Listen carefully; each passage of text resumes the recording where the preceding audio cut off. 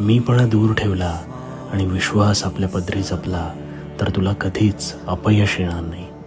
आणि मोहापासून सावध राहिलं पाहिजे, कारण मोह हा मोक्षाच्या वाटचालीतील सर्वात मोठी बाधा आहे.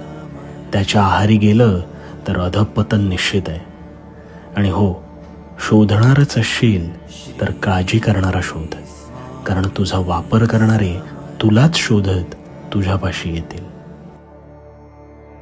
कोणत्याही सकारात्मक विचारांना कोणतेच विष मारू शकत नाही आणि कोणत्याही नकारात्मक विचारांना कोणतेही औषध वाचवू शकत नाही. फळाची अपेक्षा न करता तू सत्कर्म करत राहा. अरे, कर्म करणं हे तुझं कर्तव्य आहे आणि त्या कर्माला योग्य फळ देणं ही माझी जबाबदारी. म्हणून भिवू नकोस, मी तुझ्या पाठीशी आहे. भिवू नकोस, मी तुझ्या पाठीशी आहे.